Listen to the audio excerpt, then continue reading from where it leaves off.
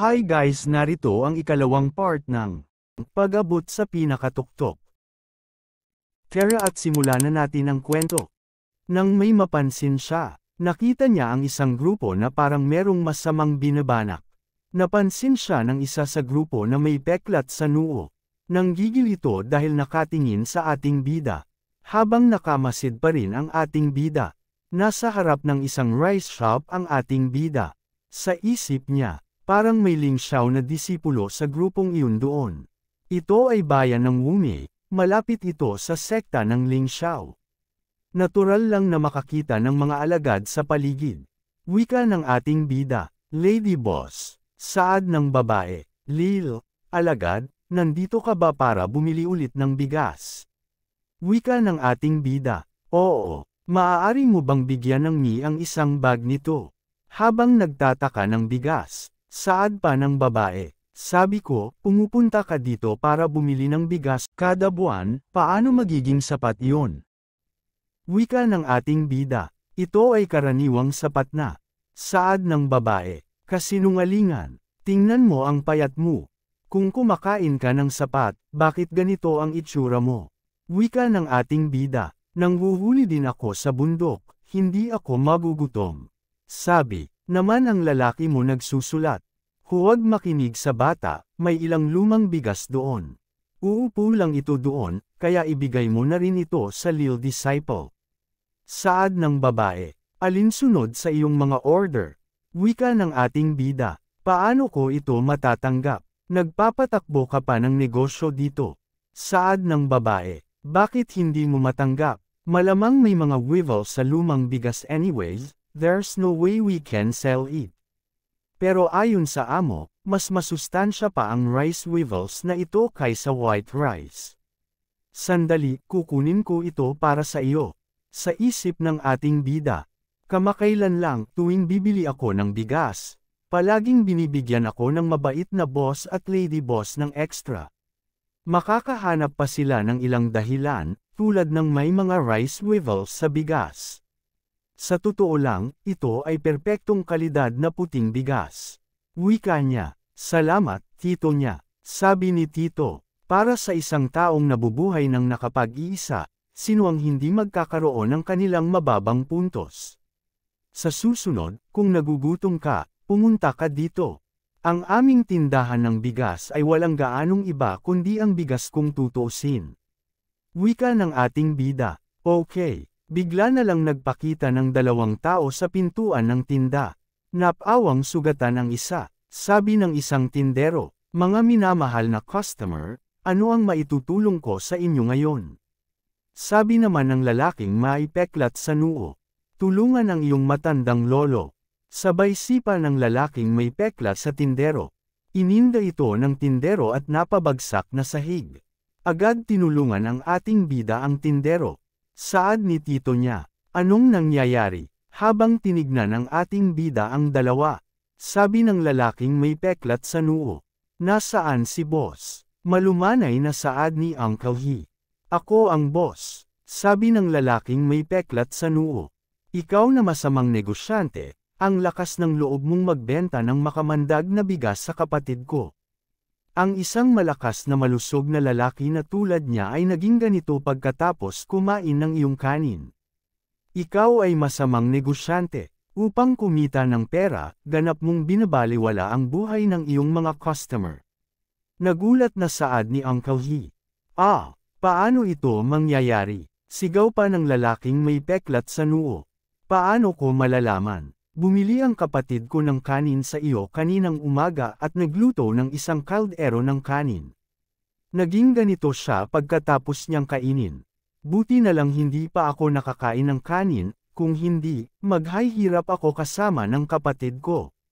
Saad ni tito niya, binata, sa tingin ko ay may pagkakamali. Sabi ng lalaking may peklat sa noo. Nagkamali.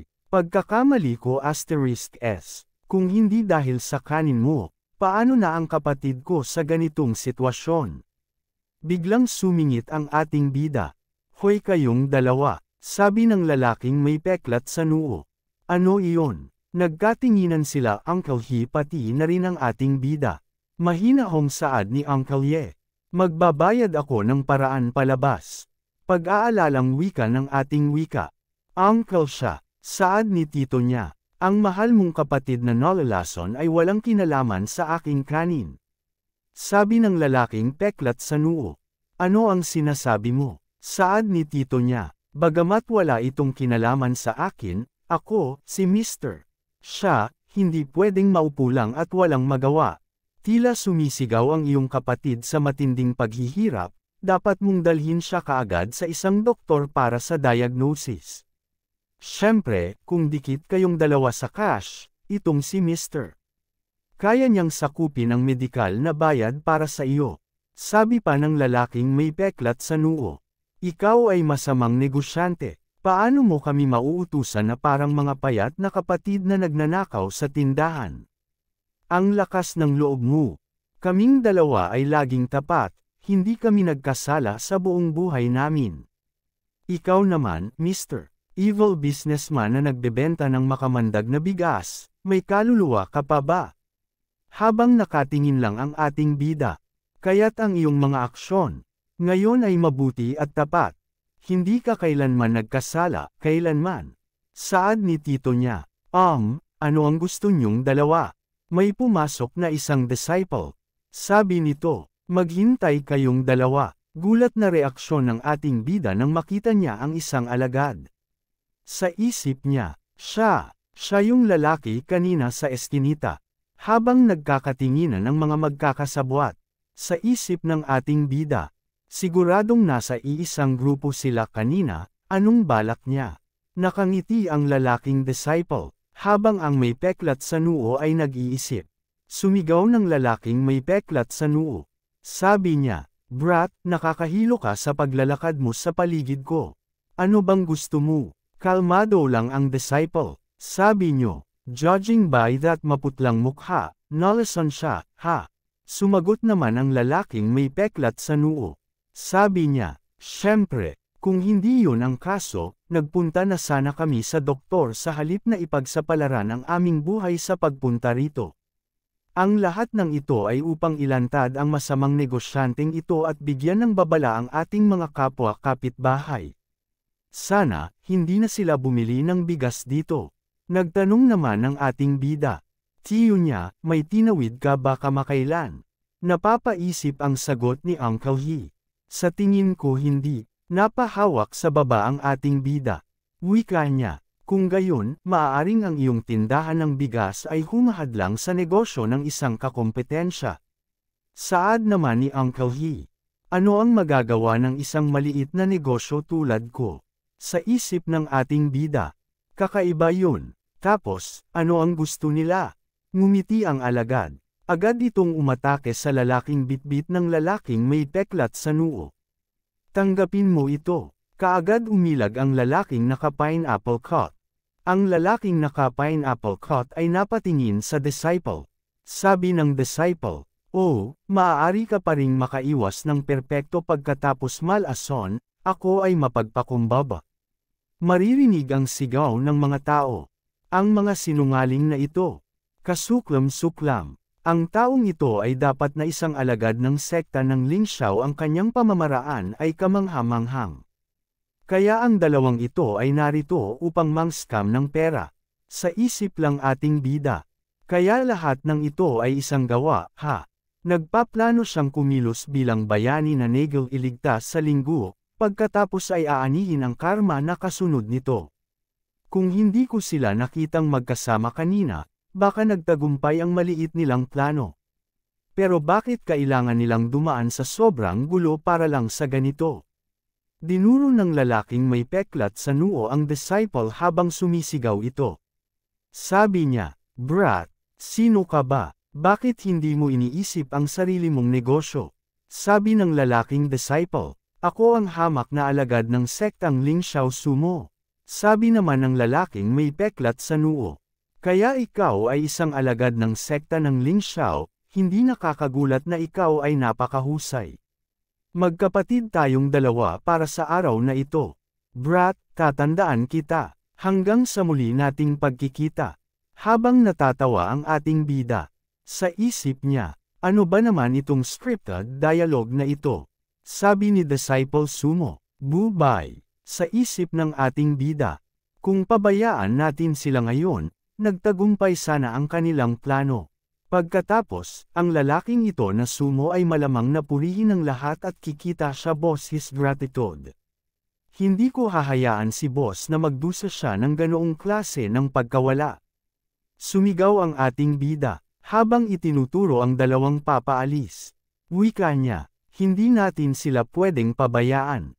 Ginamit ng mga hamak na ito ang kanilang mga pukana para saktan ang pangalan ng magagandang tindahan. Siya lang ang tindahan ng bigas ngayon. Pero kung hindi natin sila tuturuan ng leksyon, baka tindahan ng damit ni Liu o grocery ni Jiang bukas. Nagulat ang dalawa. Oo, hindi natin hahayaang makaalis ang mga bastos na ito ng ganoon kadali. Paano kung paalisan natin sila ngayon at pumunta sila sa tindahan ko bukas? Kung gayon, ako ang magdurusa sa pagkawala ng pananalapi at masisira ang aking reputasyon. Bahagyang pinagpawisan si Disciple Sumo. Tumigil ka dyan. Kriminal na basura. Napatingin ito sa ating bida. Wika ng ating bida. Junior Marshall brother, sabi nga nila, magbigay ng labis na pagsisikap kapag gumagawa ng mabuti. Paano kung mag-band up tayo at talunin ang mga masasamang ito? Pasigaw na sabi ni Disciple Sumo. Sinong Junior Marshall brother mo? Wika ng ating bida. Isa rin akong alagad ng Ling Xiao, mahigit 3 taon na akong nagsasanay dito. Sa isip ni Disciple Sumo. So, Senior Marshall brother talaga siya. Wika ng ating bida. Putulin ang maliit na usapan. Bahagya isinigaw ng ating bida. Wika niya. Sa oras na ginugol ko sa Jiangho, ang pinakamahalagang salita sa akin ay, hustisya. Ang pagtataguyod ng, hustisya, ay aking tungkulin.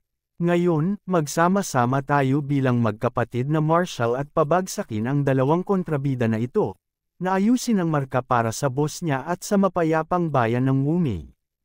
Fern, ang Jiangho ay literal na nangangahulugang mga ilog at lawa, at ginagamit ito upang tukuyin ang komunidad ng mga martial artists sa mga kwentong wuxia. Kinakabahan si Disciple Sumo, dahil sa sigaw ng mga tao. Tama yan, gaya ng inaasahan sa mga alagad ng sekta ng Ling Xiao. Good luck! Pinagpawisan ang dalawa sa kanilang narinig. Habang ang ating bida ay nakangiti. Sa likod Disciple ni Sumo. Agad hinawakan sa balikat ng ating bida si Disciple Sumo. Wika niya, Kuya, fair na. Isip ni Disciple Sumo. Ano ba ang ginagawa niya? Kung ganoon, wala talaga akong pagpipilian. Kailangan kong humanap ng pagkakataon para palayain sila. Kinakabahan ang dalawang ito. Habang nakatingin lamang ang ating bida, tinuro ni Uncle He ang dalawa saad niya. Mga kababayan, huwag na lang tayong magpakatanga. Tulungan natin ang dalawang disipulong ito. Sabi naman ng isang mamimili na may hawak na bigas. Oo, singilin. Agad namang nakalibutan ng ibang mga mamimili ang dalawang ito. Agad pinagbubugbog ng mga mamimili ang dalawa.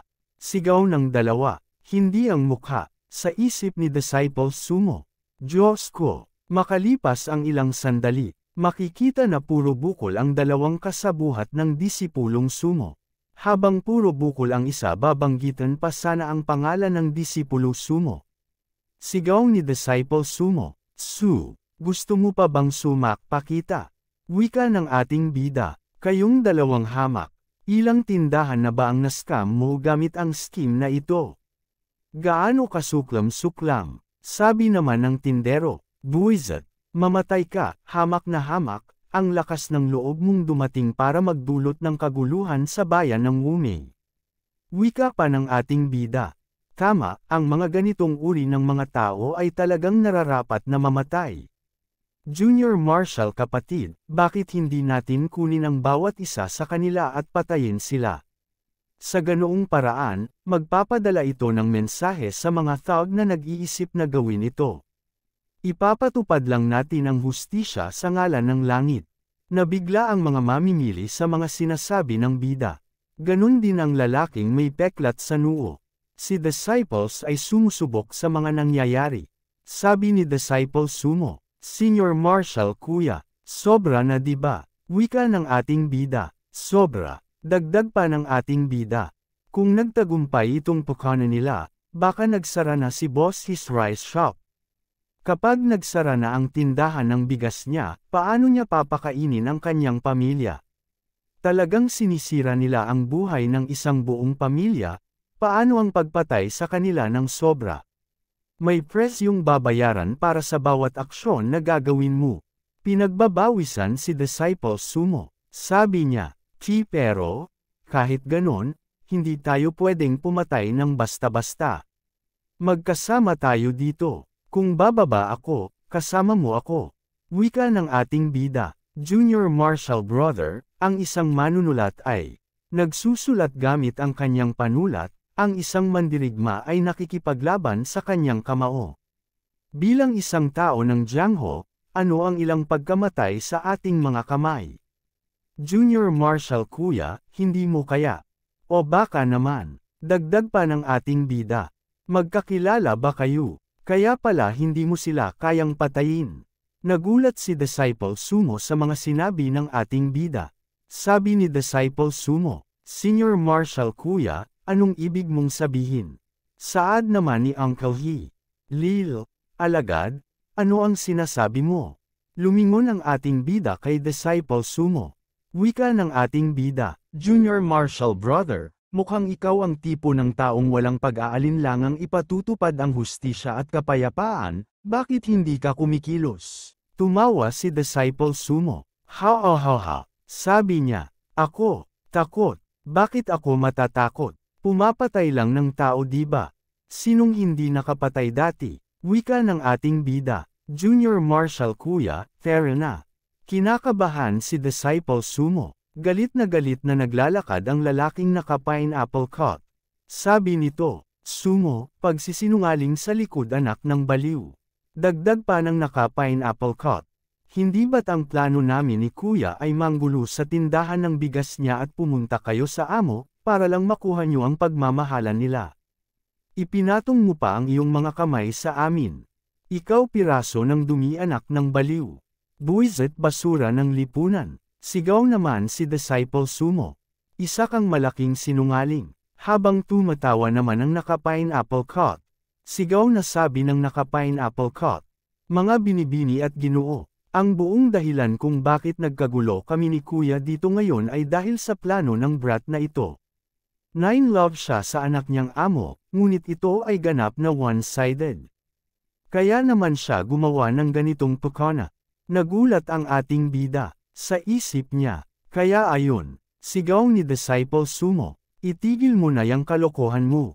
Sabi naman ng lalaking naka-pineapple coat, hindi ito kalokohan, maaaring hindi kami ng kapatid ko ang pinakamahusay na tao at tiyak na nakagawa kami ng masama sa nakaraan. Ngunit ang paninirang puri sa isang tindahan ng bigas sa pamamagitan ng pagsasabi na ang kanilang bigas ay lason at pagkatapos ay pangangikil sa kanila ay isang bagay na hindi namin kailanman gagawin. Dagdag pa ng lalaking naka-pineapple coat. Sa totoo lang, ang mga taong ito dito ay parang mga magulang sa aming magkakapatid. Hindi ba ang pangangikil sa kanila ay parang pagbaril sa ating sarili sa paa?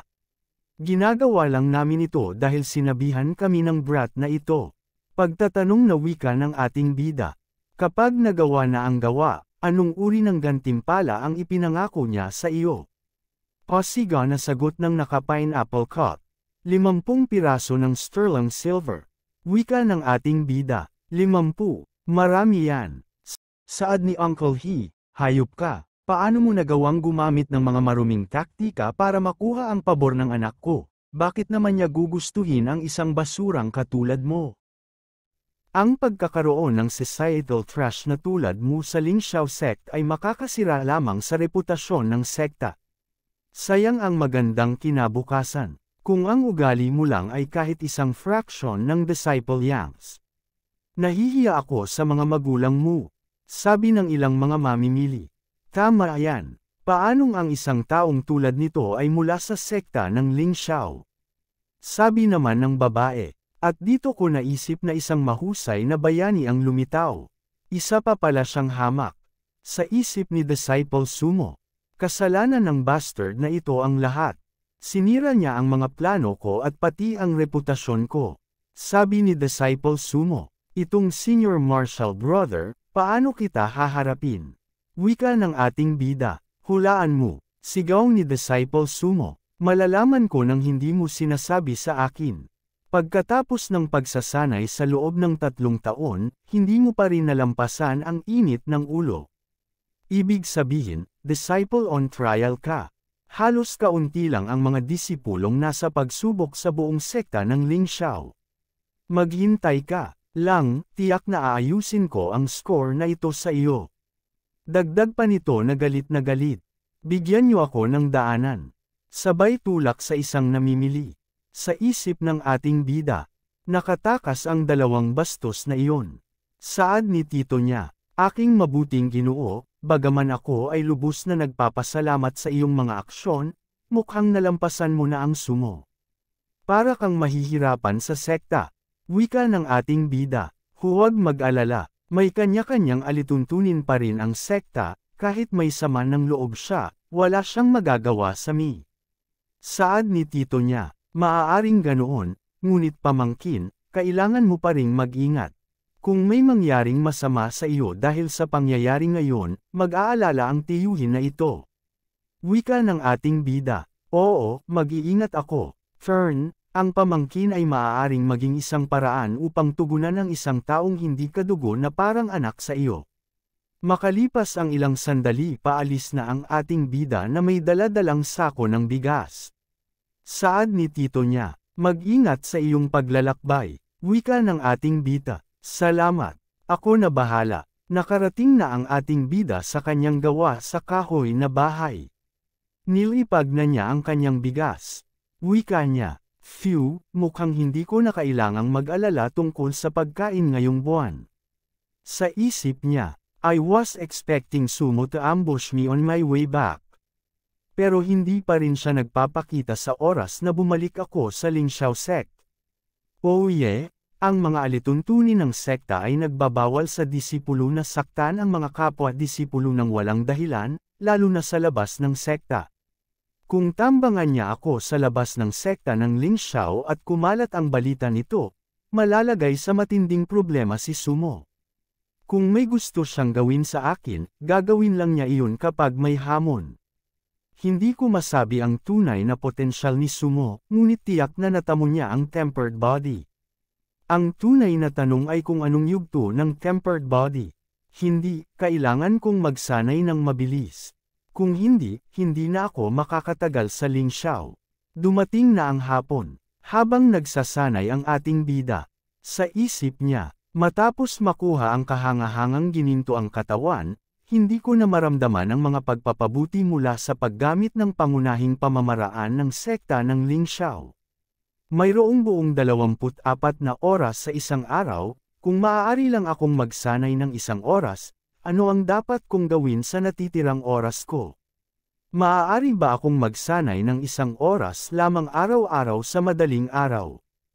Higa lang at matulog, iyan ay isang tiyak na hindi. Tapos nang makapaligo ang ating bida, wika niya, mas gamaan ang pakiramdam ko pagkatapos maligo.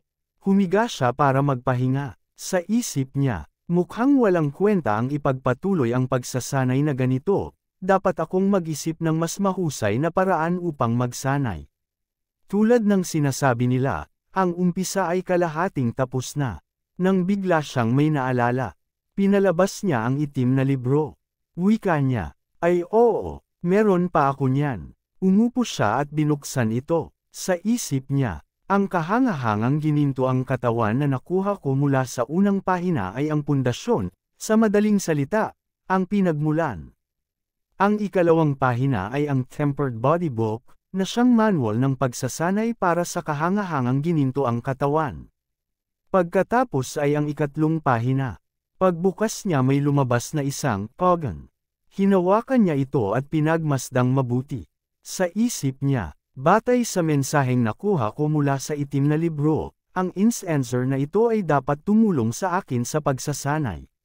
Gayunpaman, ang isang walang laman na incenser ay kasing ganda ng walang silbi. Kailangan kong maglagay ng ilang halamang gamot dito at sunugin. Ang usok mula dito ang tunay na tulong para sa aking pagsasanay.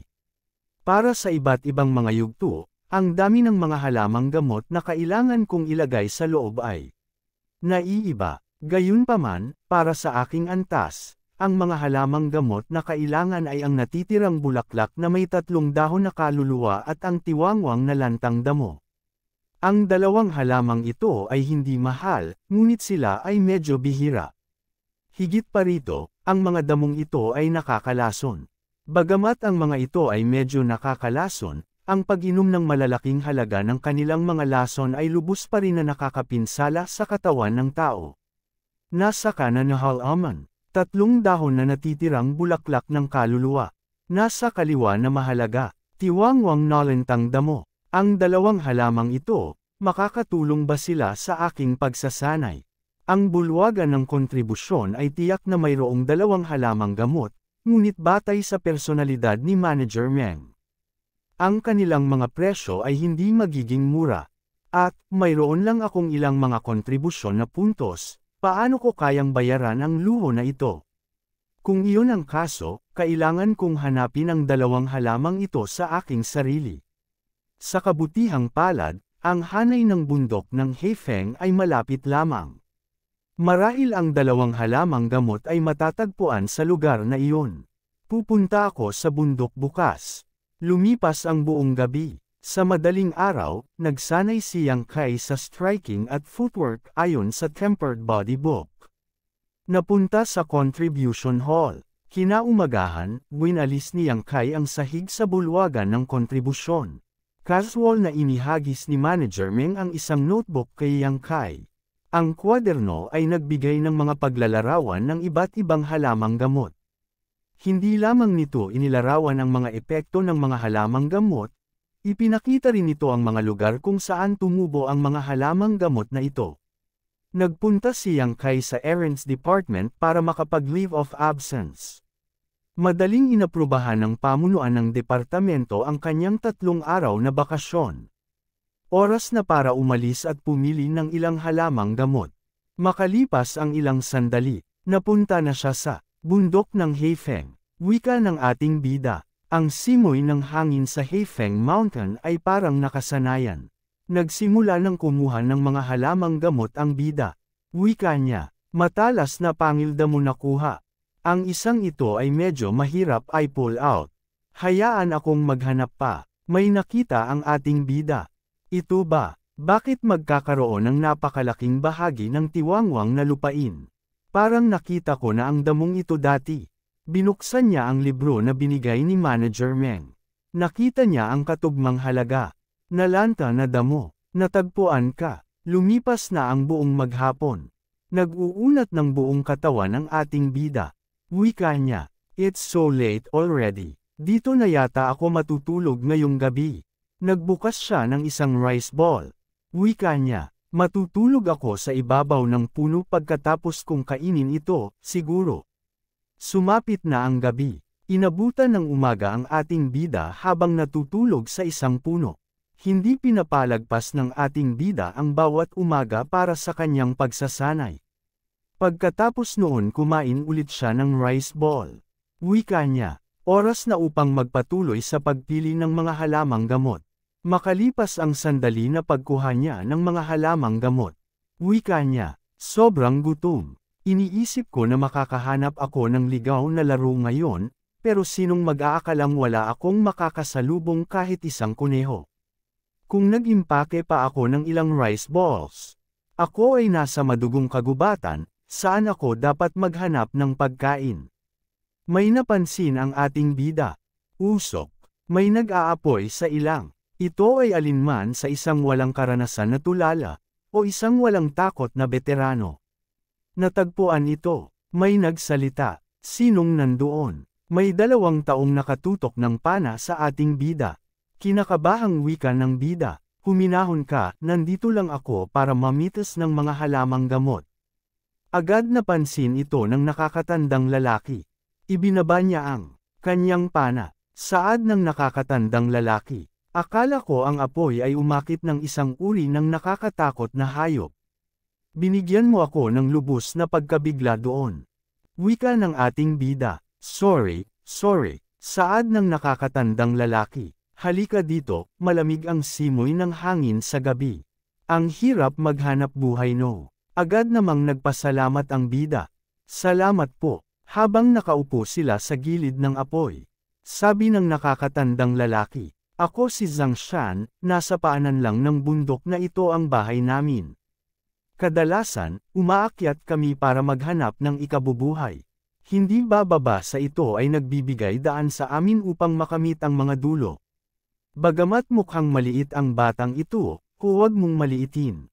Siya ay isang veterano sa mga lugar ng pangangaso. Ilang beses na niya akong sinundan papasok at palabas ng Heifeng Mountain. Habang masayang-masaya naman ang batang lalaki. Hehe, sabi ni Zhang Shan. Ikaw naman, anong ginagawa sa bundok na ito sa ganitong oras? Pakilala ng ating bida. I'm Yang Ki, Alpha Ling Xiao Sect Disciple. Ang dahilan kung bakit ako umahan sa bundok na ito ngayon ay upang mamitas ng ilang halamang gamot. Sabi ni Zhang Shan, sekta ng Ling Xiao. Dagdag pa ni Zhang Shan. Ang batang ito dito ay orihinal na gustong magsanay sa martial arts, ngunit wala siyang potensyal at tinanggihan. Iyon ang dahilan kung bakit palagi siyang humahanga sa iyo na mga martial artist. Habang nakikita ang sampal sa mga mata ng batang lalaki, wika ng ating bida, hindi ka man makasali sa isang sekta, maaari ka ring maging matagumpay sa pamamagitan ng pagsasanay sa iyong sarili. Nang bigla na lamang tumunog ang kanyang tiyan, medyo nahihiya ang ating bida. Masayang tumawa ang batang lalaki. Sabi ng batang lalaki, kumain ka na, hindi mo kailangang mahiya. Wika ng ating bida, nasa bundok kami, kaya napakahalaga ng rasyon. Dapat mong itago ito para sa iyong sarili.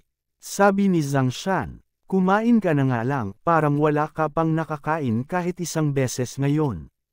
Agad nagpasalamat ang ating bida. Salamat po, makikitang wala ng apoy ang mga kahoy. Natulog na sila dahil malalim ng gabi. Makalipas ang gabi sumisikat na ang araw. Agad na bumangon ang ating bida. Sa isip niya, kung ang dalawang halamang iyon ay tinadtad, magkakaroon ito ng isang uri ng katangian ng pagpapagaling. Walang duda na ito ay magiging kapaki-pakinabang para sa mag-amang duo na palaging nasa bulubunduking ito. Nagsasanay na naman ang ating bida. Sino niya ang kanyang bawat suntok subukan? Pinakikiramdaman ang sarili. Anong nangyayari? May mainit na sensasyon sa buong katawan ko. Parang sasabog ang chi, dumadaloy sa aking mga meridian. Ito ay ang ikalimang yugto ng tempered body. Ilang araw lamang matapos makuha ang kahangahangang gininto ang katawan, hindi ako makapaniwala na nagawa kong isulong ang dalawang yugto. Nakakabaliw ang progression rate na ito. Kinuha na niya ang sako na lagayan ng mga halaman. At ito ay kahit na may mga paghihigpit sa mga oras ng pagsasanay. Kung kaya kong magsanay sa lahat ng oras, hindi ko maisip kung gaano kabilas ang aking pag-unlad. Sa maliwalas na umaga, napakaganda ng pagnakawan ngayon. Pumili ako ng humigit kumulang 100 halamang gamot at nakahuli pa ako ng kuneho. Ito na ang gilid ng 30 milyang marka. Kung magpapatuloy ako sa pakikipagsapalaran ng mas malalim at makatagpo ng mabangis na hayop, makakaasa na lang akong tumakas, batay sa aking kasalukuyang kakayahan. Kung malas ako, baka kainin pa ako ng buhay ng mga halimaw na ito. Habang naglalakad ang ating bida, patuloy siyang naghahanap ng mga halamang gamot. Nang bigla na lang siyang nakarinig ng isang sigaw. Agad niya itong nilingan kung saan nanggagaling. Nagmadali agad ang bida na nakilala niya kung sino ang mga ito. Wika niya, yung boses. Nang makarating na siya sa isang kuweba na may mga sapot, nakita niya ang isang pana, wika niya, yung baw, agad niyang ibinaba ang sako ng mga halaman, pinasok niya ang kuweba, sa loob nito maraming sapot ng gagamba. Habang naglalakad siya nadadaanan niya ang mga kalansay na nababalutan ng mga sapot, nang may mapansin siya sa unahan, wika niya. Zhang Shan, agad niyang tinignan kung humihinga pa, wika niya. Salamat sa Diyos, humihingi pa siya. Agad nagising si Zhang Shan, sigaw niya. Iligtas ang bata, kinaladkad ang bata sa loob, mangyaring iligtas ang bata. Sa isip ng Jida, wala akong sapat na oras para mapunit ang web, wika ng bida. Maghintay ka muna dito. Ililigtas ko ang bata. Sabi ni Zhang Shan, bahala na, mag-ingat, may demonyong gagamba. At dito nagtatapos ang kabanata, maraming salamat po.